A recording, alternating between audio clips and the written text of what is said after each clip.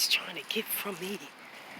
I gotta show you all. I'm at the cemetery, and these are the birds that God's talking about in the Bible.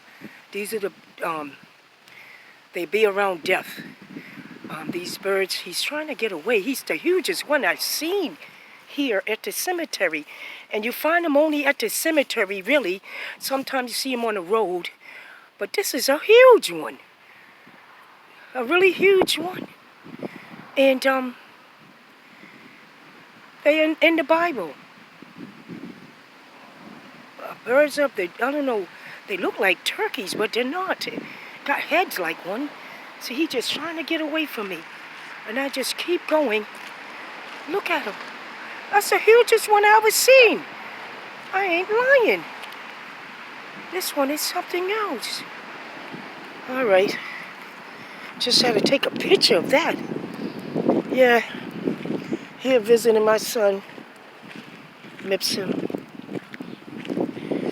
And this is where I wanted to be and spend my time. When you know ones have shown you that it's easy to say that they love you, but it's hard for them to show you. So that's something my son Mipsum was struggling with. And I had always taught him and his sister to always say, I love you. And I shown them that I loved them. And I find that it was kind of difficult for him, Mipsum, to realize that only love he's going to really get is from his mother. Truly love. And that's it. I wasn't going to try to mislead him. I bent over backwards. I done so much. I made my mistakes. Yes, in my past. But you got to move on. You must move on. You don't let no one keep you and say, yes, this. You'd be like, nah, I paid my dues. I've done this. Yes. And I have asked my forgiveness. I repented. So why would you tell me what I've done in my past? Let it go. Because I am who I am today. Brand new. And maybe you don't want to accept it.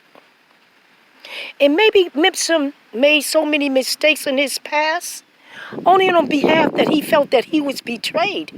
And ones, you know, with young minds, you know, they're easy to be misled and feelings to be hurt and don't know how to deal with it.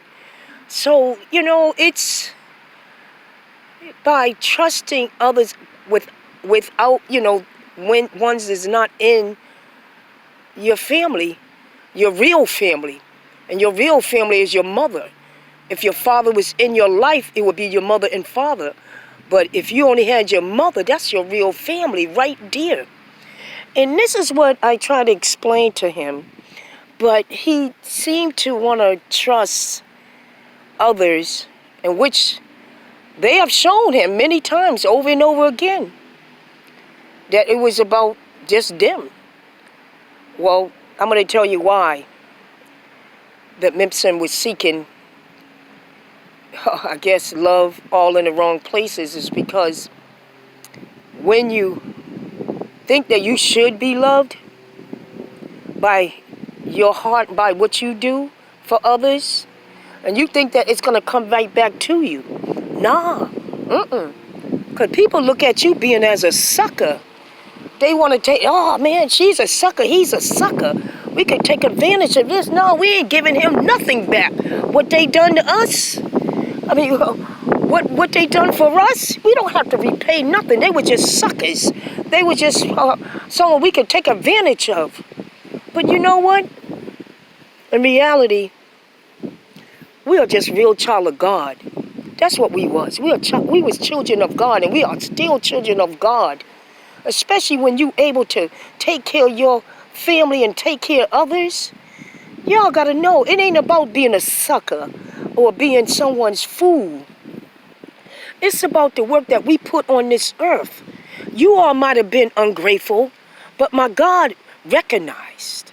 He recognized what we put in. See, when I say what we put in, see, I carry my little family. Because I've been this way as a child. Ones always say, you looking out for the wrong people. Nah. No. I wasn't perfect growing up. And I had many looking out for me. So no, I am not going to be let someone tell me that what I'm doing is wrong when I know God is wanting me to do this and be this way. But you know what? In reality, I think, that played part of me losing my child, my only son. But God said, he's with me. Because, I kind of feel that, I ain't going to say I feel that, it says, one really truly let us down. And the guilt is eating them up so bad that they got to disconnect with me. They can't even, face me. And I understand. I understand because I was there for many of my friends that I grew up with. I was there when they had death in their family, when they lost their child for life, locked up for life. I stayed on phones all night, listened to them crying, listened to all that. But when it was, you really got to understand, people. I want to let you all know. When you have friends that done lost their children, their family member, they care less about what happens to you or yours. They want you to feel the same pain. So I didn't realize that. I just was the person that I wanted to be the shoulder them to lean on. I wanted to uplift them. I'm like, no, you can't be like this. They don't want you like this. They want you to stay strong. I used to be that one. But I realize in today's world that they want to see you in pain just like them. So this is why I'm here visiting my son right now here on my birthday, because I realized my closest friends wanted me to feel the pain they was feeling. So it was okay to allow this to happen. And they all knew about this. So I'm saying, wait. God, I got to give it to you because I really truly want to be a voice and let ones know. Be careful who you hanging out with. Be careful who you talking to. Because it's the closest ones. It's the closest ones you wouldn't believe that would do you in that manner. And they would do you in like that. So I'm saying to you, please understand. Take it from someone who experienced being the shoulder everybody leaned on. And then all of a sudden, they sat around and watched my only son who be taken out of here. Because they lost family members. And they knowing how hard I work with my children. They knowing how much it taken. Didn't have the father in the picture or nothing. They knowing how much I've done. But they didn't care. They wanted me to feel the same pain they was feeling. So what type of friends are them? It's not right. I never wish upon the feeling pain that I feel and feeling about losing my only son on anyone. So I'm giving y'all a heads up. Be careful who you hang out with. Be careful who you talk to. Because those are the ones. I can't right now. I'm like, where y'all at, y'all? Hey, remember the one? Remember this was the shoulder you leaned on? Remember? So now it's like, God said, you're not going to feel that pain. You're going to get through it. But you're going to have a voice. You're going to let the world know it was your own peoples. It was your own people allow this. to happen to your own son. So yes, I got to let the world know. Please be careful.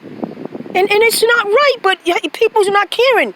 People being bought, greed, power. I mean, it's all that.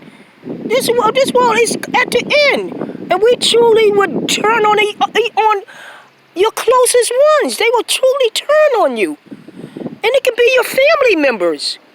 It can be your family. This world is so ugly. God said everything must die. Yes, and guess what? You look around. It's happening. So many have brought evil to to the United States. Is unbelievable.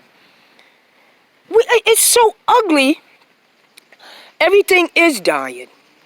People, laws, everything is just so injustice. So God said, you know what? He's not coming in love. He's coming with the sword.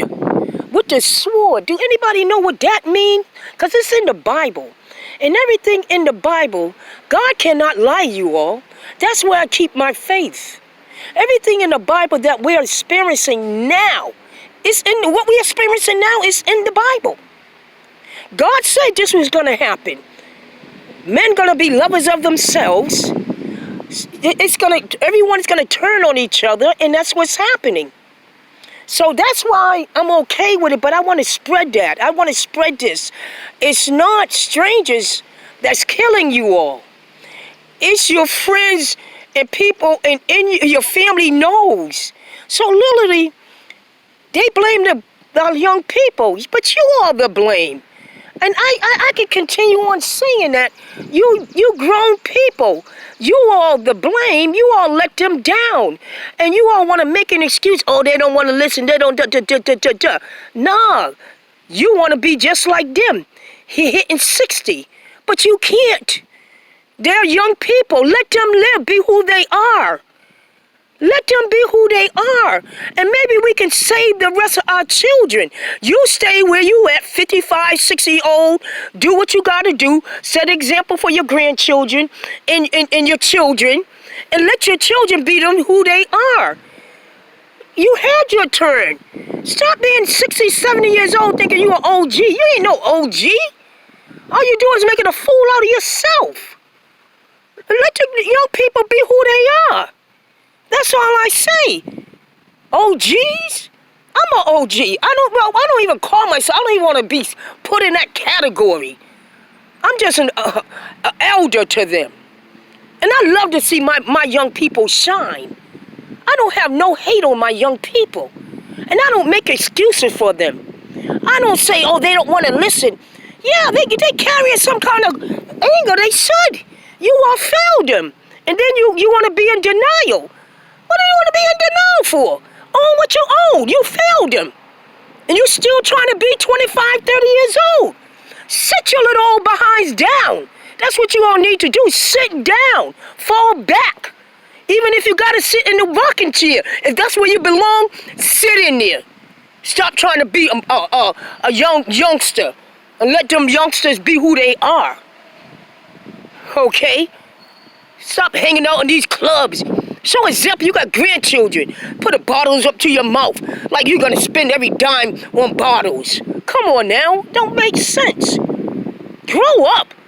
And then we'll have some responsible. You all can show some examples.